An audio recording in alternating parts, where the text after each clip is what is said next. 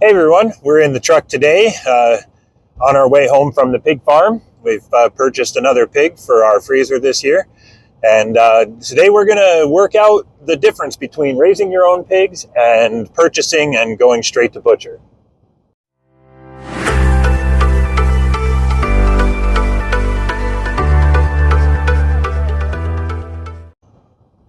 Okay, so we just left the pig farm. We've just purchased a pig, a finished pig they call it, weighing in somewhere between 350 and 400 pounds. So we're going to do some math here. So you folks at home that may not have land or the opportunity to raise your own pigs, this might be an option that you can look at. If you've got the freezer space, you can go down the road to your local pig farm and buy a finished pig and take it straight to the butcher. Or have one delivered to the butcher. And you might find that you'll save yourself a ton of money at the grocery store on your meat costs.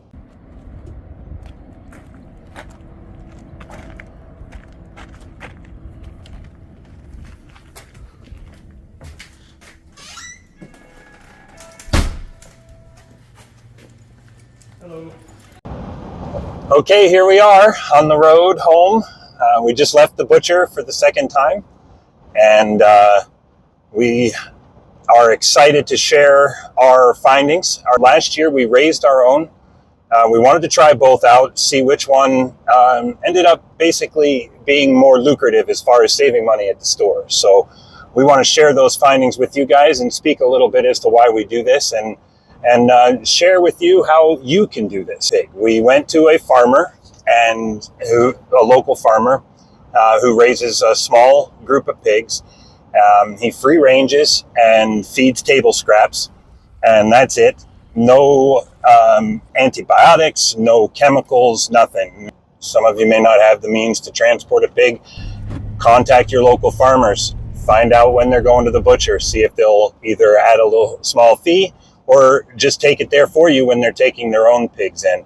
Get together with your friends and your family or your neighbors. It doesn't matter where you're living, people. If you're in an apartment or in the suburbs, doesn't matter. If you're downtown New York City, doesn't matter. You can find a local farmer and support them. You can get good, healthy meat and feed your family good, healthy, organic. Your best option is to get online, check your local buy and sell pages, whether it's Kijiji or eBay, whatever, Craigslist, and find your local farmer and support them. And go out and see your food and where it was raised and what it was fed and get it to the butcher. And you will never be happy. You will have the best tasting meat. You will have the healthiest meat.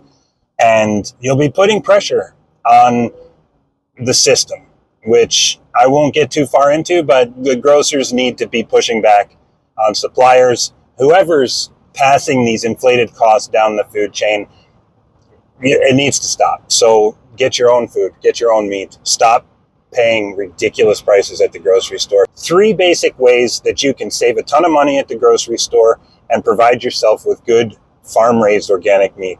You can raise them yourselves and take them to the butcher or butcher them yourselves. You can buy what's called a finished pig and take it to the butcher yourself, or you can contact that farmer and arrange to have them take the pig to the butcher for you. Doesn't matter which one of those methods you're using, you are guaranteed to be saving money versus your per pound pricing at the grocery stores, and you'll be eating healthier meat.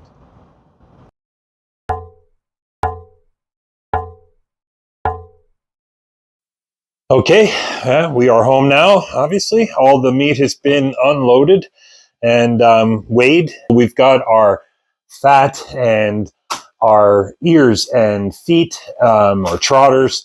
This is great dog treats. If you're going to think about doing this, definitely talk to the butcher about keeping some of these parts that are generally discarded.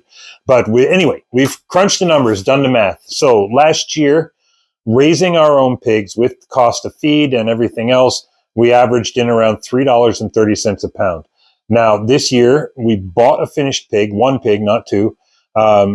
Hanging weight was somewhere around 350 pounds. A lot of fat on a pig that big. So we ended up with about 205 pounds of usable meat. That's your pork belly, your pork chops, your ribs, your ground, everything. Simple math. We spent $400 on one pig, the 350 pounds. The butcher cost $496 total. So we are $896 total cost. And that worked out to be about $4.37 a pound for this meat. Pieced out in the grocery store, it would probably be $6-7 a pound.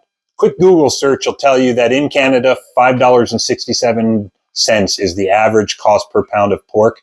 I'll argue that all day. I don't know about your guys' part of Canada, but here, 2.2 pounds of bacon, which is this basically, a small little cut of this, 2.2 pounds, would cost me $25 at the grocery store right now.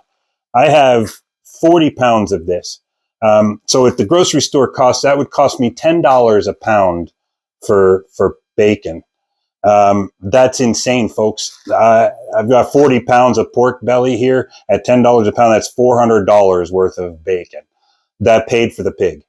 That paid for the pig, folks. So get yourself some organic meat. Support a local farmer. Those people shop at your stores. Their kids go to your schools. They are part of your community. Start becoming more of a community and find a local farmer that raises his own pigs or his own chickens or his own beef. You don't have to do this with pork. These numbers work and scale no matter what you're doing. Now, obviously, a cow is going to cost you more than a pig, so you're going to have to find some more people, or maybe you're working with a big budget. No matter what, go out, find a local farmer, support them, find out where your meat's coming from. A lot of butchers have a lot of different options, so if you want to save even more money, we do bulk cutting. So we don't have patties made. We don't have our bacon made. We don't have them make sausages or anything else. We get everything bulk. So this is all your ground, which is basically all the parts that are left over after they cut your chops and your roasts. And you're left with these big slabs, which is basically your pork belly. Now, I love doing my own pork belly. We love to brine and we love to cure our own meats. So this saves us a ton of money at the butcher. Now, if you're working with a bigger budget, you can go in there and tell them you want it all vacuum sealed. You can tell them you want patties. You can tell them you want sausages. You can tell them you want your bacon. They'll even season it, some of them. So, work with your budget. If you got a lot of people to pool in with and you got a better budget to work with, by all means, have them do it. But I love doing it, and I love smoking our own meats and controlling the flavor profile. Thanks for watching, folks, and thanks for supporting.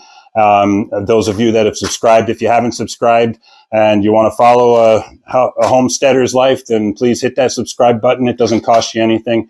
There's no hang-ups to it. If you want to check out our experience on raising the pigs and how the cost breakdowns work, we went a little more in depth. We will put a link to that video down below there, so be sure to click on that. At the end of the day, even at $1 more a pound roughly doing it this method, you're still $1 and change, $1.30 on the average of cost in Canada, that is, for per pound for pork at the retail stores. And like I said, you don't know what you're getting there. You don't know what kind of health that animal had. You don't know how it was raised. These farmers take care of their animals. They feed them well. They're feeding these animals to their families. There's something to be said about that.